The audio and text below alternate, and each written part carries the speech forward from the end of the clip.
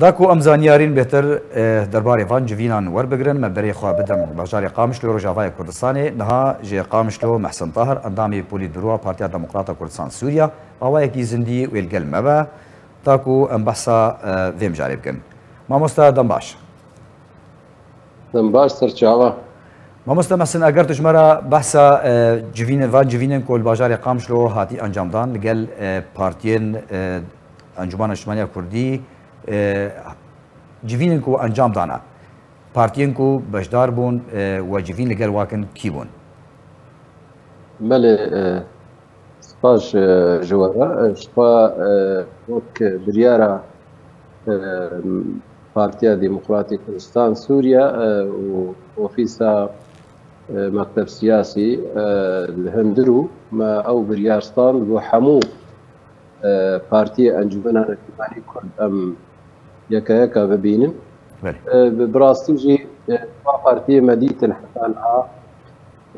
Partiya Yekîtî Kurdistanî, Partiya Wekhevî, Partiya Islahil Kurdî, Partiya Yesar Demokratî, Yesar Kurdistanî, her wesa Partiya El-Wehde, Partiya El-Wehde Kurdistanî,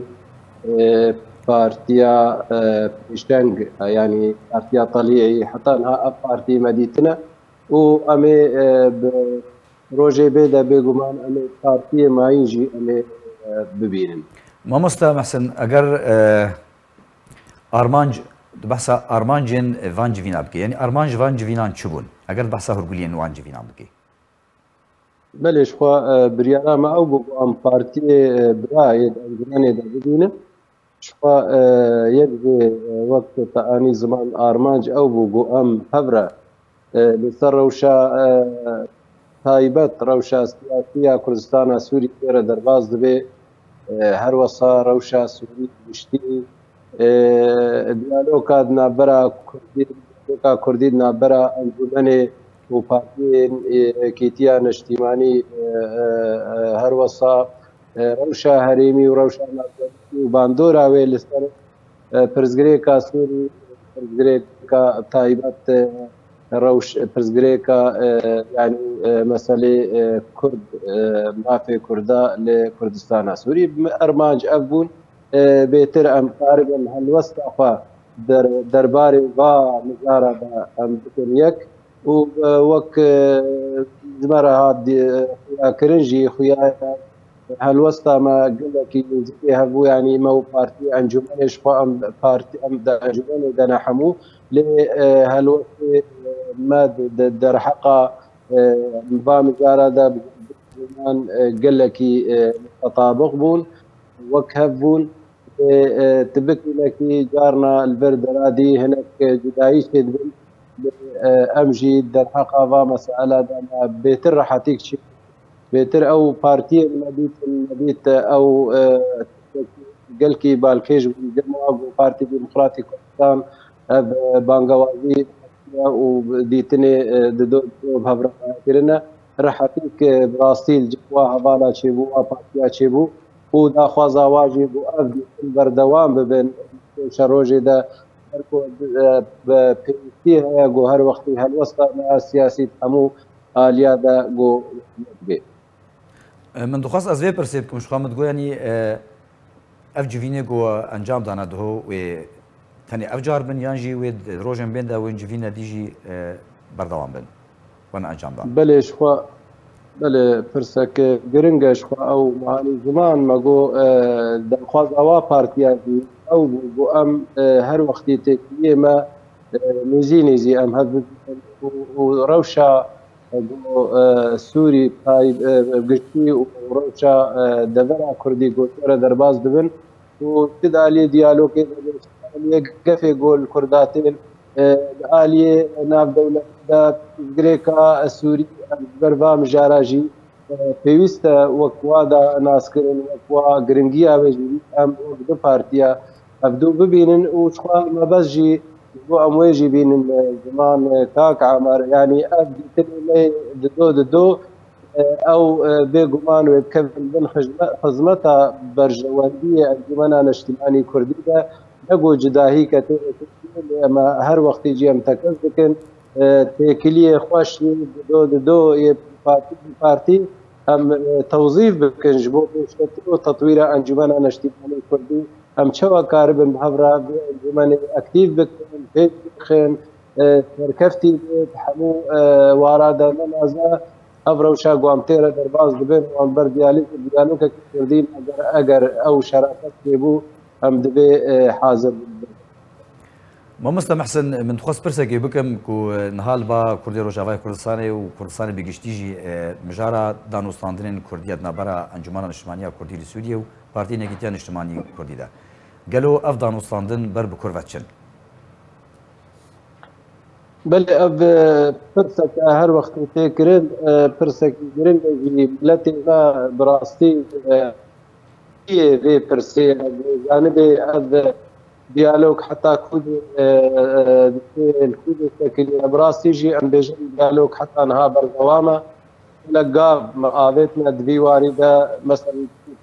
yanî ênîna siyasî mebdawî aniye lêvegera Kurdiya bilind mebdawî aniye aliyê nezerî de em ketine di meselê rêveberiyê de ew yanî guftugû niha li ser bêtir xalê cuda em guftugûyê dikin lê hinek tiştekî wext yani vê meselê de ew bûye dereng bûye ez ber ku hinek pirsgirêkê teknîkî jî hene hinek endamê partiya endamê partiyên Yekîtiya Neştîmanî Kurd belkî nelvirên nûnerê dewleta Amerîka bêguman belkî vê qunaxa niha de îcaze ye lê nemane xwe ev diyalog sekiniye ne ev diyalog berdewam e berdewam jî bêhêviya me wa got her du beşê dî bişê rêveberiyê jî û leşkerî jî gom tê de bikin encamekî erênî û ji bo wê taxê em vê peymanê careka dî em zedikin û em dikevin rewşa dîwanî de rewşa praktîk rewşa temkîk da vê itîfaqiyê ez bêjim em li vê de gihane vê qunaxê û qunaxê li pêşa me bêguman vê mesela rêveberî vê û mesela leşkerî vê zanin meselê leşkerî jî girêdayîne aliyê me de çêmayî pêşmergê roj yê got îro li Kurdistana başûr cê xwe girtine. Mamosta Mesin hêviyên te di van danûstandina de çi ne? Yanî gelo ev danûstandinê Kurdiyê bi ser kevin ya na? Omar ev pirsekî bi rastî giring e yanî eger em rewşa siyasî û herêmî û navdewletî û navxweyî bixwînin bi rastî ev yekrêjî pêwistiya wê gelkî heye yanî eger em wek siyasetmedar wek tevgera siyasî bidêjînin jî vê rewşa gomtêre derbas bin çi de aliyê navxweyî de çi de aliyê navdewletî de yanî ez bêjim zirtî mewduî weka tê gotin em bixwînin pêwistiya vê yekirêjî diyalogê divê lê em jî wek Encûmena Neştîmanî Kurdî wek Partî Demokratîk Kurdistan em rivjdin û em vê diyalogê serî dikin û hedefekî stratejîk li cem jî lê hûn zanê diyalog navbera du aliya de îyada her du aliya vê qebûl bikin yanî em çi qebêjin û em bikin û em ew bikin îrada alî dî got lawaz bê ev diyalog naçe serî ber vêyekê jî her du îrada divê bi rengekî xurt divê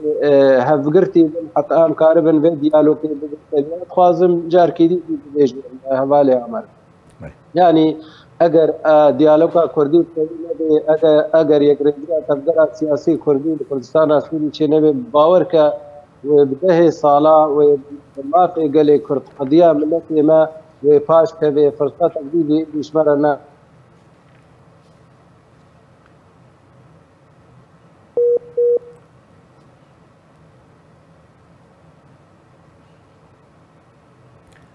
بەڵێ کاک مەحسن دیارە پەیوەندیە مە هاتە برین مەحسن تاهر ئەندامی پۆلیتبیرۆ پارتیا دموکراتە کوردستان سووریا gelek spas got ji qamişlo mêvanên bû gelek spas.